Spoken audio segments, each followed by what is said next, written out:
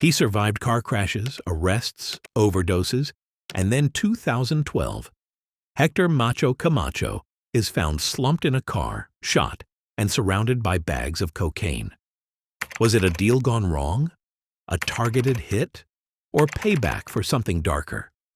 He had enemies, he had secrets, and justice didn't knock for 10 years. So how did one of boxing's brightest stars become a target? And why did it take a decade to name suspects?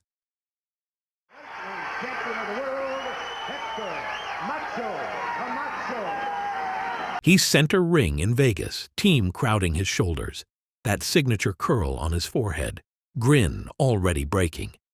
The cards come in like hammer blows. He knows. Héctor Macho Camacho goes up on shoulders after schooling Jose Luis Ramirez for the WBC lightweight title. It's his apex, speed, swagger, spotless execution, peak macho. And here's the hard truth. That night is the summit and the edge of the cliff. He'll have big nights after this, sure, but he will never be that fighter again. The warning signs weren't subtle. Behind the glitter and the footwork was a lifestyle burning at both ends. Excess, drugs, chaos. The same demons that drove him to greatness were already eating him alive, dragging him toward the underbelly, addiction, bad company, and even worse decisions. So how do you get a champion? This bright and this self-destructive. Rewind.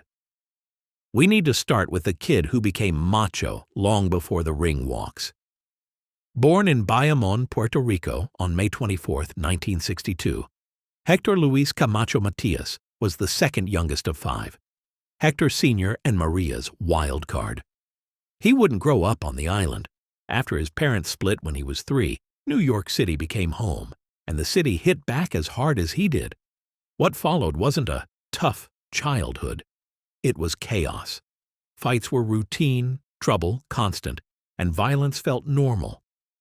By 16, he'd fathered a child and landed in a correctional facility for stealing a car, already living fast, already skidding. When he returned home at the age of 17, the spiral was visible in plain sight. His mother caught him with cocaine, proof that the drug that would stalk him for decades was already in the house. You can see the future from here. The fuse is lit. Adults tried to fix what they didn't understand. 6 different psychiatrists saw him. None could name the wound, let alone close it. Schools didn't fare any better. He was expelled from at least 6. The system had no answers for a kid built like a live wire. Then came the first lifeline. A language teacher, Pat Flannery, did what the experts couldn't, gave him a direction. Karate and boxing weren't hobbies. They were rails to run on, a place to put the rage where it might make sense. When he came home from lockup, his mother flushed the stash, and young Héctor made a decision. He would pour everything into boxing, see if discipline could beat destiny. And for a while it looked like it just might. But let's be honest about the timeline. Even as the gloves went on, the addiction had already climbed into the ring with him. The Hall of Fame career might have been coming, but so was the bill that always follows a life lived this hot. We'll get to the crash. First, the ascent, the kid who turned Spanish Harlem into macho time. And the nights when speed, angles, and audacity made him untouchable. Now, the boxing. He wasn't just promising, he was a problem. As an amateur, Camacho went 96-4 and bagged 3 golden gloves before turning pro in 1980 at just 18. That resume doesn't whisper talent, it screams fast track. The pro switch didn't rattle him. He ripped through opponents, stacking clean wins while flashing blistering hand speed and footwork that carved angles out of nowhere. The showmanship matched the skill, outrageous ring walk outfits, flamboyance for days, and the kind of flair that turns a crowd into believers. He had the looks, he had the persona. Where he grew up, he wasn't just a fighter, he was the pride. As for macho, even the origin story has layers. His father claimed he coined it because Héctor was his youngest son. Some say it was given to him by his mentor, Pat Flannery. Others say it was just a result of ring announcers not being able to pronounce his real name. Whatever the truth, Hector owned it. And when he barked "Macho time," everyone knew the gears were about to grind. It wasn't a catchphrase, it was a warning. It was his battle cry, and he could be heard shouting it at his opponents in the ring before he put his foot down. He'd stomp the gas, speed up the feet, sharpen the jab, change the angles, and turn rounds into runaways. Few could live at that pace, fewer still wanted to. His rise was unstoppable. It felt less like momentum and more like a surge, unavoidable, accelerating, inevitable. His first crack at gold came in just his 22nd fight. The reigning super featherweight champion, Bobby Chacon, wouldn't board the plane to Puerto Rico, so the belt went vacant. In stepped Rafael Limon, a hardened ex-champion with scars to prove it. And suddenly the kid from Spanish Harlem had to solve his first former world titleist under real lights, real stakes. He didn't blink. Camacho treated Limon like a problem to be timed and taken apart. Down in the third, down twice more in the fifth. When the referee waved it off, the message was unmistakable. This wasn't hype. This was hierarchy. Héctor Macho Camacho was a world champion. He defended the strap once, clean. But the belt on his shoulder only sharpened his appetite. The ceiling at 130 felt too low. He moved to lightweight, took a couple of calculated tune-ups to feel the weight in his legs, and then aimed straight at the division's gravest test, Jose Luis Ramirez, under the hard neon of Las Vegas. That night he didn't just win a second world title. He authored what many still call the finest performance of his career. Speed weaponized, angles weaponized, ego smothered under craft. And yet as his team hoisted him high, sequined trunks throwing sparks into the Vegas dark, you could sense the first rumbles. The same intensity that made him unstoppable in the ring had a way of detonating outside it. For men who live this fast, victory is often a cliff edge. The storm clouds were already building. Because when you live your life like Héctor Macho Camacho, the good times just can't go on forever.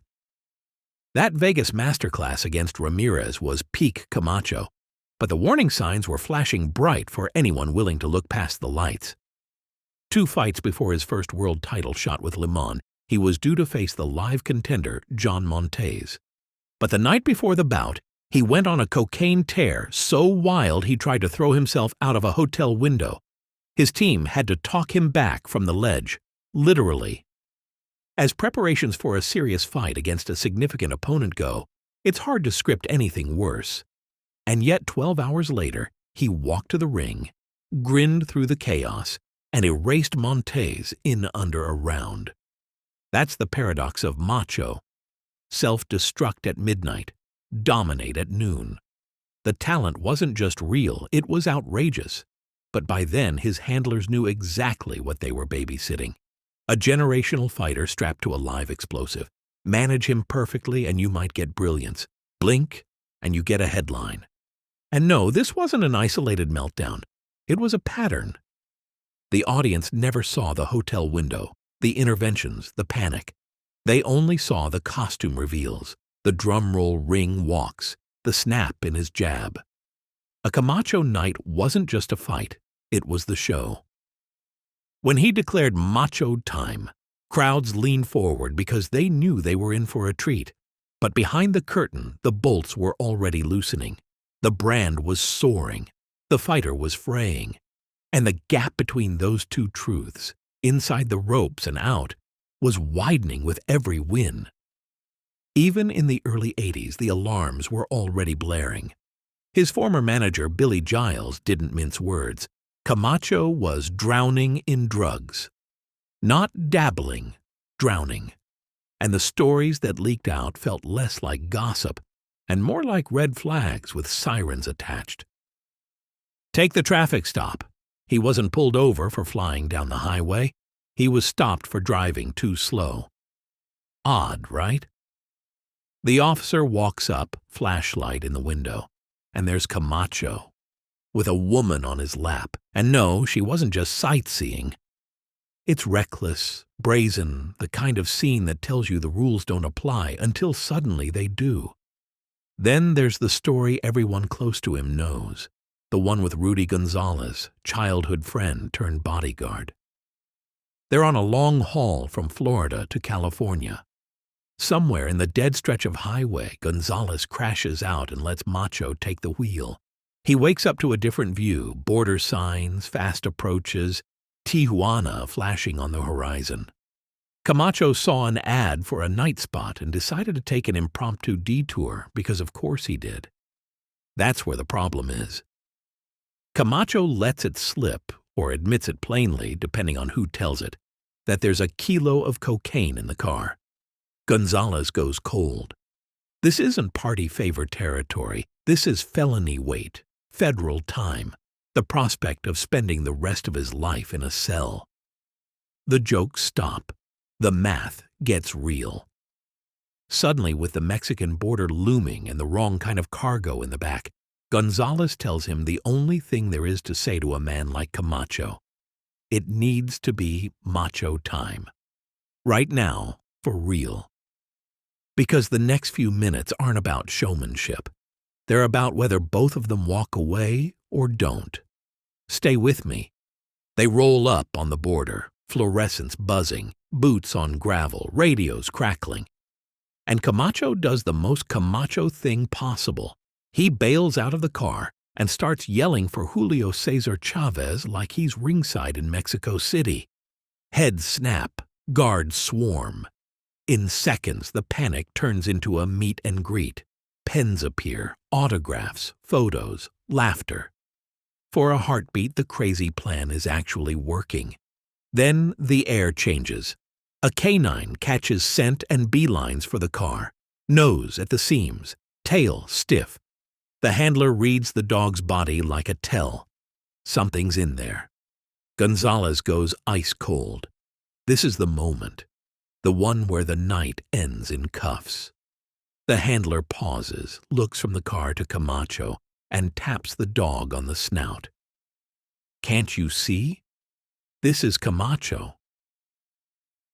Just like that, the danger evaporates.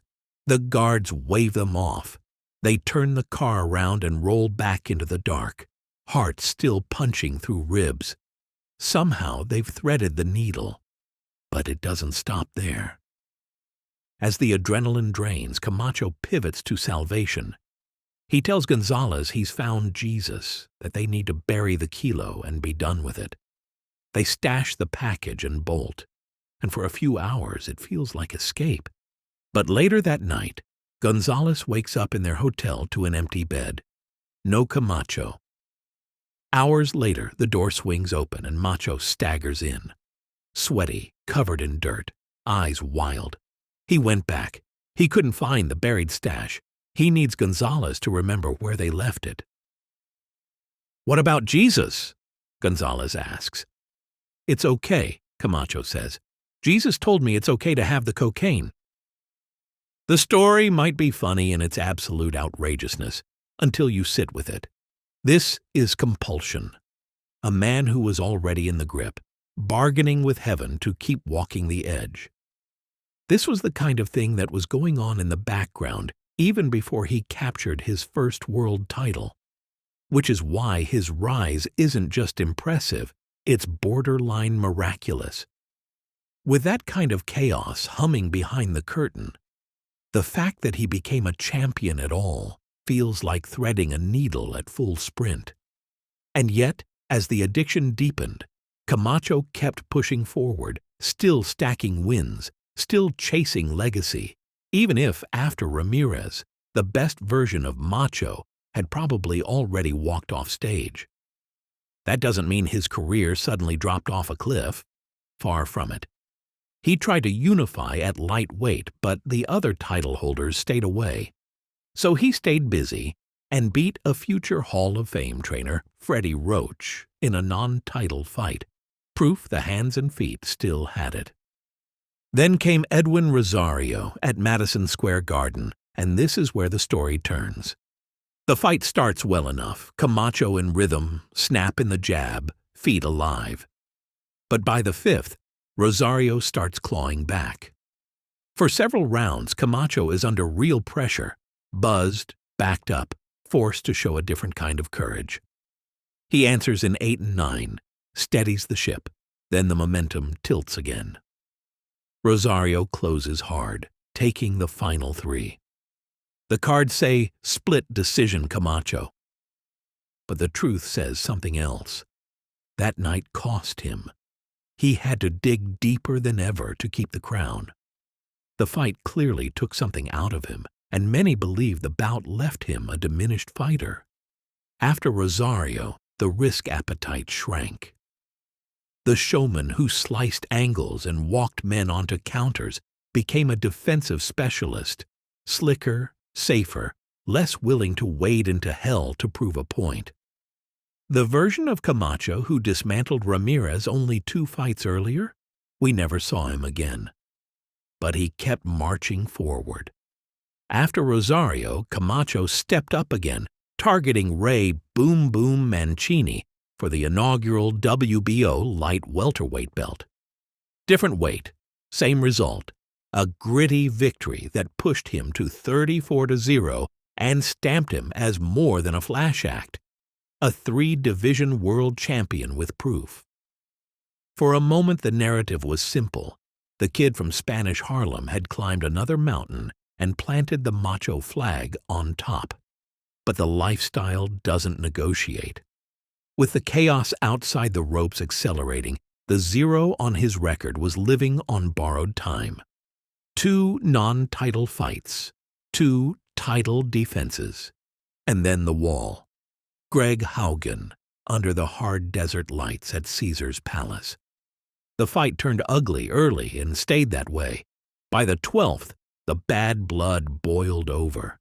Camacho refused to touch gloves. The ref docked him a point. On the cards, that mattered. Split decision, Haugen. The unbeaten aura shattered, but the controversy wasn't over. Even the ending couldn't just be clean. Post-fight tests flagged traces of an unidentified substance in Haugen's urine. The irony wrote itself. If you're wondering what a lab might have found in Camacho's system back then, so was everyone. Testing wasn't built to chase recreational use, only PEDs, and Haugen was the one who got tagged. A rematch was ordered, and this time Camacho dug in, recalibrated, and edged it. Split decision back his way, the belt returned to his shoulder, the rivalry deadlocked in bitterness and razor-thin margins. 1991 didn't end in the ring. Camacho got married, a decision that looked from the outside like a stabilizer. Spoiler, it wasn't. The couple went on to have 3 children, but the storm never settled. His own words told you everything. I like it, I love it. You met me like this, and I'm going to stay like this. By 1998, his wife had a restraining order. By 2001, they were divorced. Because this was Héctor Macho Camacho, after all, invincible in his mind, indestructible in his myth. The rules bent for him until they didn't. He did what he wanted, when he wanted, and no one, opponents, handlers, family, or the law, could stop him. There was one thing he couldn't will into existence: elite form. The slide came quiet at first, then obvious. The speed was still there in flashes, the feet still clever. But the edges dulled, the bite softened, and the big knights started tilting the other way. In the back half of his career, he shared rings with giants: Julio Cesar Chavez, Oscar de la Hoya, Felix Trinidad, and lost to all 3. No shame in the names, the results told the story. Against that caliber, half steps slow become whole fights gone. There were marquee wins, sure, but context mattered. He stopped a 41-year-old Sugar Ray Leonard, sending him into retirement and effectively closing the book on a legend who was already beyond empty. He also outpointed Roberto Duran, another icon from the Four Kings era. Only by then, Duran was running on fumes. By now, the split decisions and fading speed weren't the only stories. The chaos outside the ropes was closing in, and everything off camera was roaring into frame. As the results in the ring grew erratic, the rest of his life slipped from messy to menacing, a slow-motion spin that felt less like turbulence and more like a spiral, loud, public, and impossible to ignore. The headlines started reading like a rap sheet. The arrests started stacking. Cocaine possession. An arrest after he allegedly assaulted a teenager he thought flashed him the middle finger. Sirens, summonses, court dates, each one another step down. Every incident chipped away at the myth of the untouchable showman and exposed the man underneath. Impulsive, volatile, and increasingly out of control. He even bragged about it, like recklessness was a resume. A Lotus, a Ferrari, a Lamborghini, a Corvette, all crashed. His logic was chilling and childish at once. As long as I have a license, I'll keep crashing. That's how you learn to drive. The metaphor couldn't be louder. Except when it came to his own life, he never found the brakes. Then came the burglary charge. On paper, a desperate drug bust. In reality, something darker and more tragic. You picture a desperate addict smashing a window for cash. But he wasn't caught prying open a register. He fell through the ceiling of a Mississippi electronics store, drunk, trying to break in to retrieve his own computer. When officers arrived, they also found ecstasy tablets on him. The court didn't shrug this one off. He was handed a 7-year sentence. In practice, most of it was suspended. He served a brief stretch and then a year of house arrest. No orange jumpsuit, no long bid, but the message should have been clear. Instead, it read like another escape in a life full of them. He avoided serious prison time, but the damage was done. A forced pause from the ring and a louder alarm than any corner ever rang. But the real story wasn't the hiatus. It was the glare of warning lights flashing from every direction. Legal trouble, substance abuse, reckless stunts, spelling out the same verdict for anyone willing to read it. This wasn't an eccentric champion living large. This was a man hurtling toward an ending you could feel coming long before it arrived. The signs weren't subtle, he just refused to read them. Lesson after lesson, life hammered the same message, and time again, Camacho kept slipping the punch, until he couldn't. 6 years after the electronics store fiasco, the headlines turned uglier. Arrested for assaulting his own son. He posted bail, packed up, and ran toward the past. Back to Bayamon, Puerto Rico, the place that made him, and in the end, unmade him. Home didn't heal him, it accelerated him. The nights got longer, the circles tighter. His son would later sum it up in 3 words: drugs, sex, and jail. Friends begged him to leave. Camacho said he wanted out, but by then, it felt like quicksand. Every step a little deeper, every promise a little thinner. Whether it was the chemicals, the company, or something more sinister tightening around him, the result was the same. He was stuck. Then came another omen, louder than the rest. That same year, 2 men approached his car. He hit the gas, and they opened fire. At least that's how he told it. No arrests, no charges. Afterward, he shrugged it off, saying they couldn't have known who he was. Everyone loves Macho, he insisted. Maybe, or maybe not. Because with the benefit of hindsight, the decision to walk away from the police reads differently. If this was just a botched carjacking, why not press it? Why not make noise, demand answers? Unless he already knew the answers, and knew the cost of saying them out loud. In a world where favors are traded and debts collect interest, silence is its own kind of confession. Was it fear? Pride? A code? Or a simple calculation that there was far more in play than a random street robbery? Whatever the reason, the pattern hardened. The danger wasn't theoretical anymore. It was at the window, pulling the trigger. And he still stayed in the neighborhood, still stayed in the life, as if daring the ending to arrive.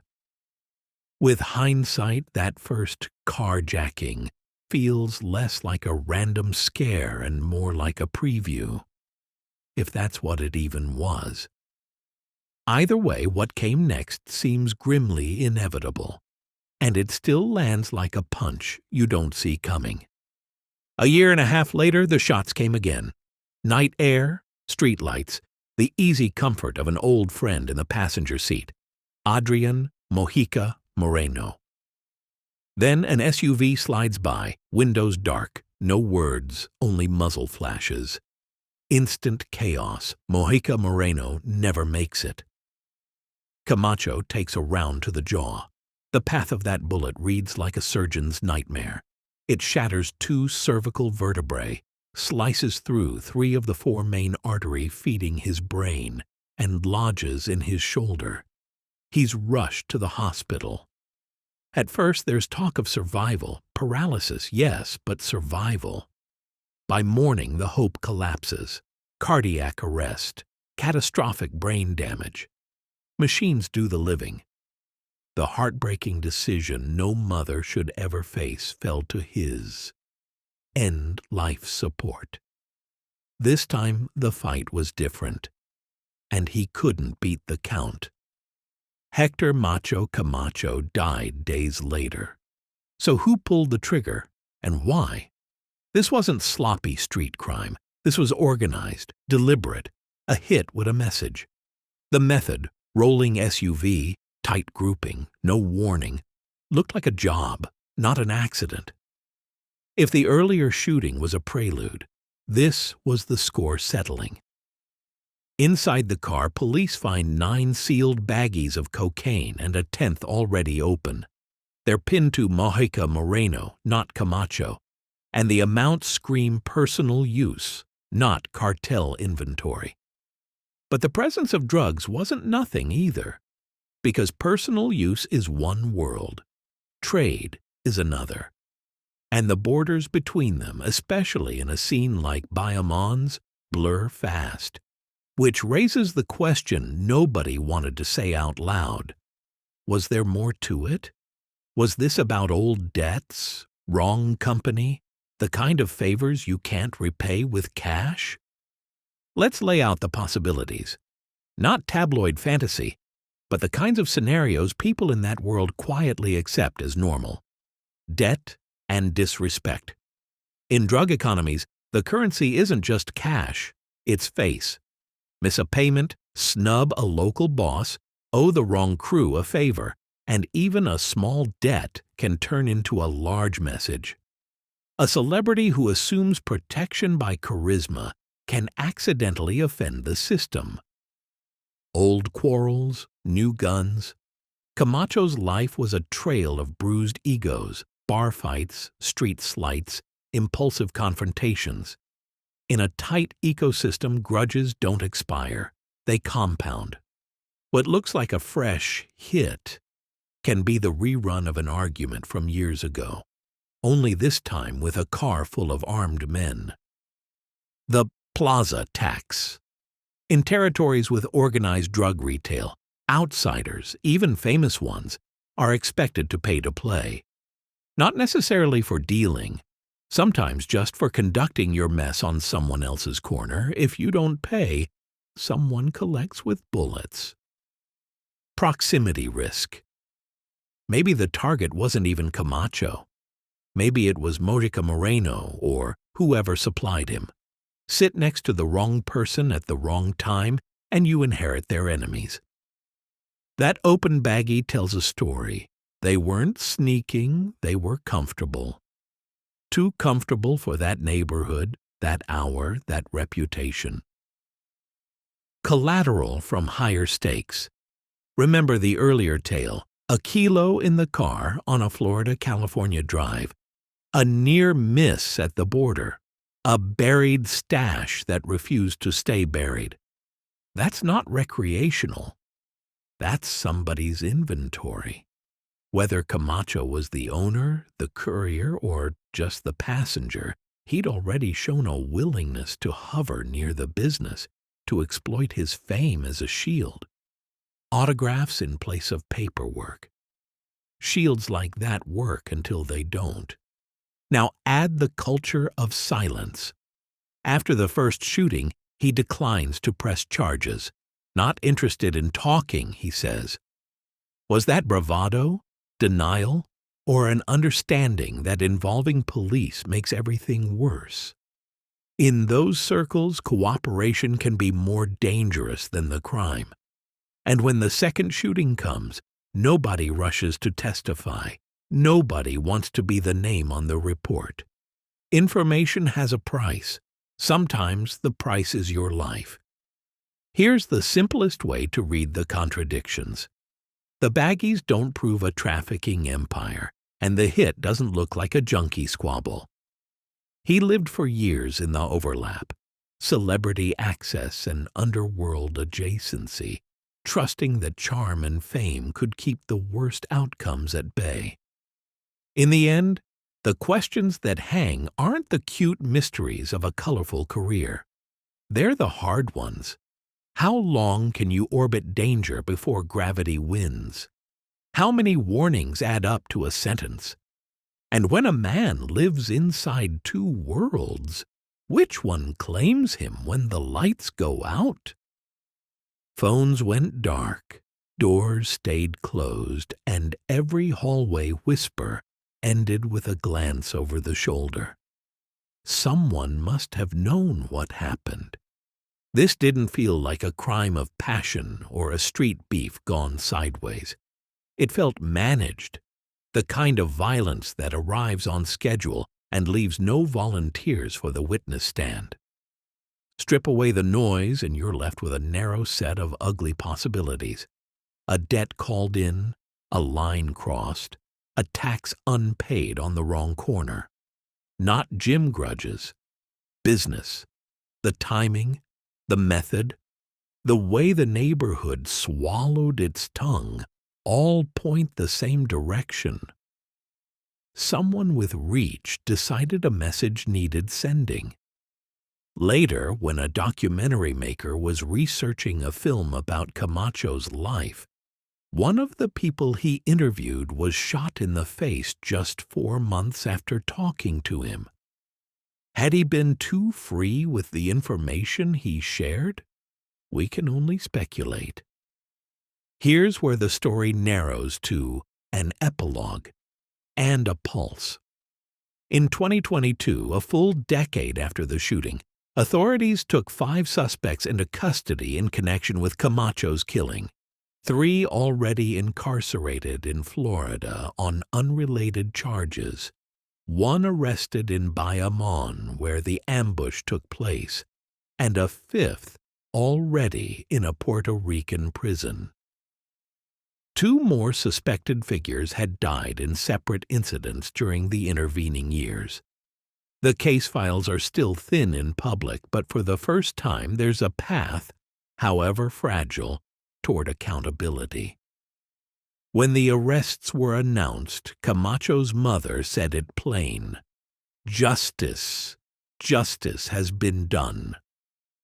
And the fighter himself, Héctor Macho Camacho, will be remembered for velocity and voltage, blinding hands, audacious angles, ring walks like stage shows, and that unmistakable war cry, macho time. He will also be remembered as a brilliant, complicated man who carried chaos with him like a second pair of gloves. His friend Rudy Gonzalez once said that the kind of demons Camacho lived with don't leave. Without them, would he have been the greatest of his era, or no one at all? Maybe those same demons pushed him to rarefied heights and then dragged him over the edge. So what really happened in Bayamon? Was he a fallen icon who strayed into the wrong orbit?